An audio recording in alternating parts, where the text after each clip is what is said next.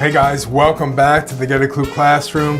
We are in week 15, okay? And in this session, we're going to be talking about, what's in a business name, okay? Because that is the foundation of, getting out into the marketplace, is having a great, compelling, creative business name, okay? Because it's 90% of your first impression to the public and to your market, okay? So you definitely want to stay tuned, because we're going to dissect all the things that I did to come up with some creative names. So stay tuned for week 15.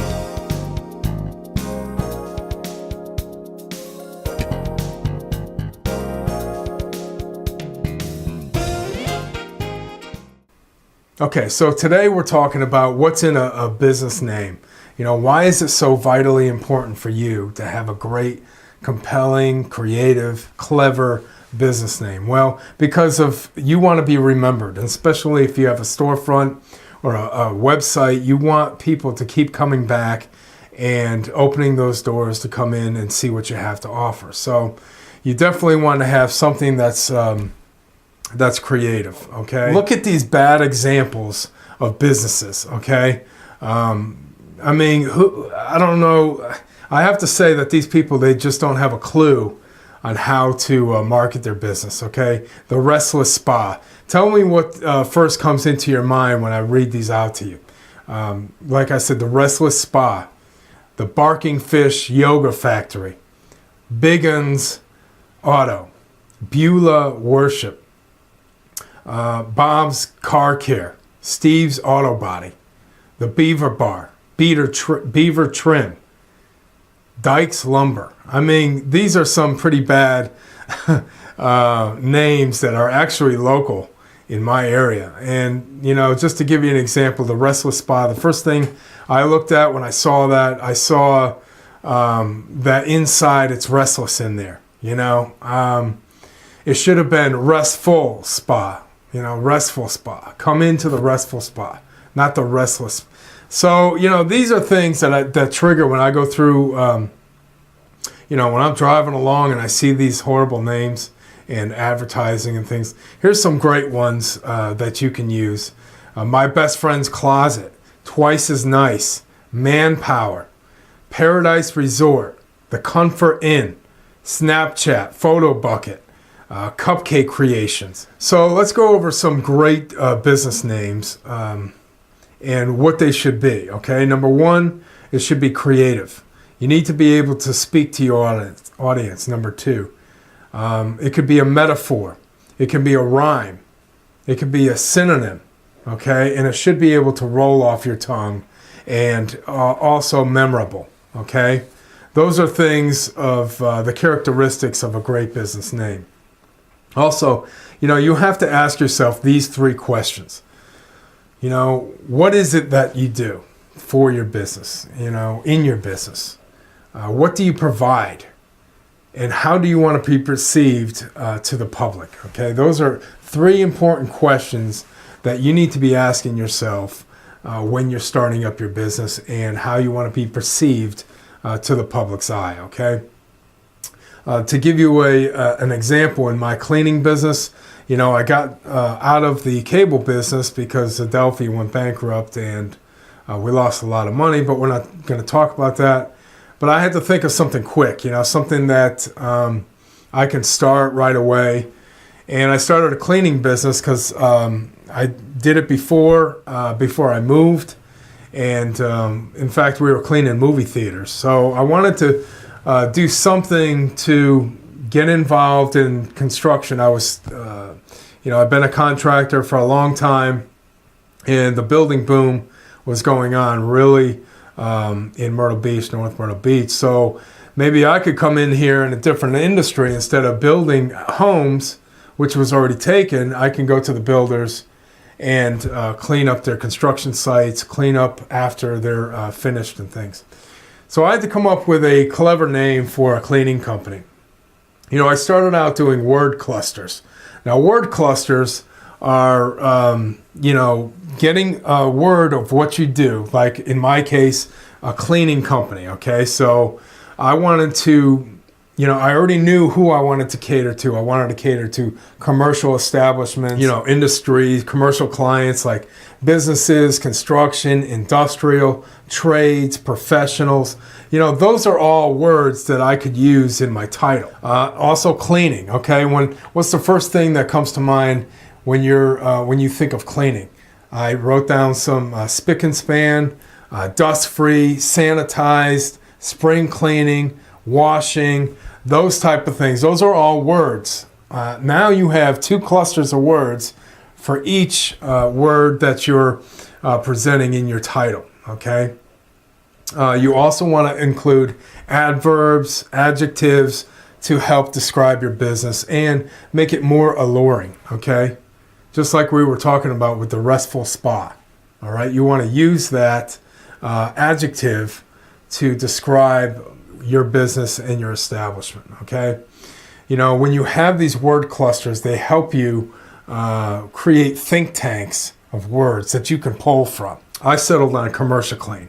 I combined the word commercial and I combined clean, and I just left out the L, and that's what I did. So I combined commercial clean into commercial clean, because I just wanted to focus on commercial cleaning, didn't want to get involved in residential. So that when somebody calls me up, they know that they're calling a commercial business for cleaning.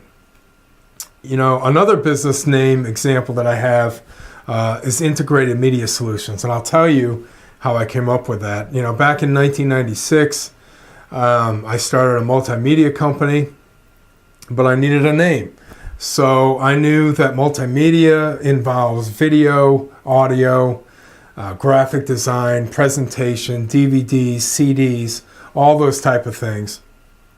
And I wanted to tell the people that I integrate all those different media classifications for their marketing problems, okay?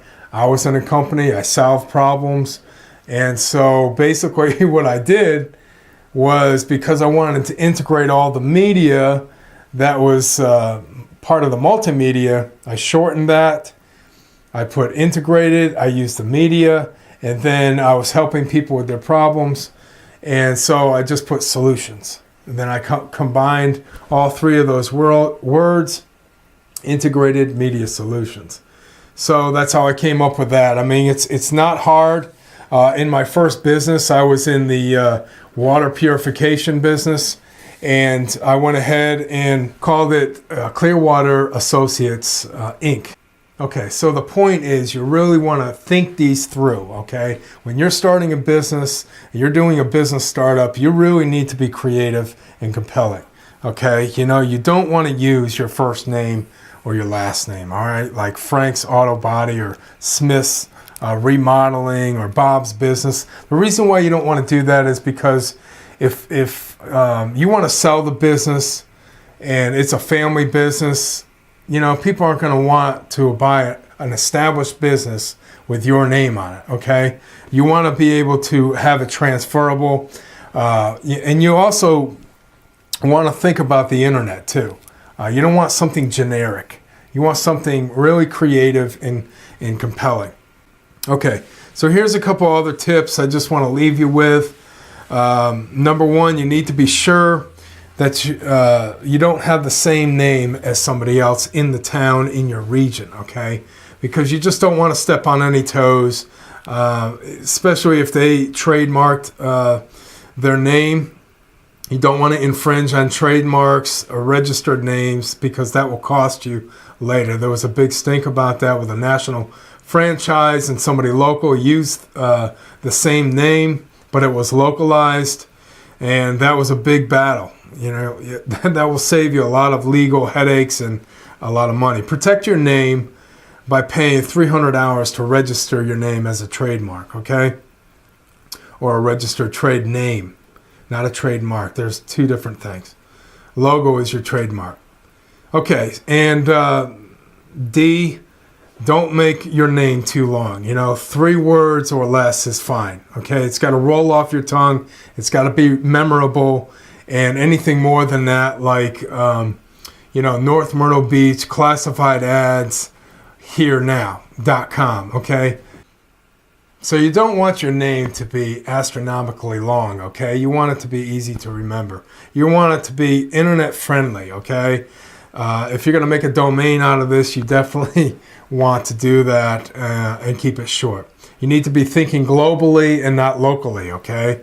Don't think about, the person down the street. Think about the person on the other side of the globe that wants to buy your products or buy your service, okay? And don't be cute, all right? I've showed you some other examples. I'm going to show you some as we leave, but you don't want to be cute. You want to be serious. This is your business, and this is 90% of your first impression to your market and to your public, okay? So you don't want to be cute on this, all right? Don't want to use nicknames and things like that. So anyway, I'm going to leave you with some other bad examples that you can pass on. And this is something that you don't want to do for your business. Anyway, this concludes our session, week 15. I know I went long, but you have to do a better job in planning your business than your neighbor down the street that has no clue about marketing, okay? So you definitely want to do that. We got one more week 16. I'm not sure what I'm going to teach on, so you want to stay tuned for that. And, you don't want to miss that. So if you haven't already registered to the Get a Clue classroom, it's free registration. You can become a member and get my Passion to Profits course on that. And that will help you out in your journey too as you're starting up your business. Okay, well, anyway, this is David D., your instructor. Thanks again for watching, and we'll talk to you soon.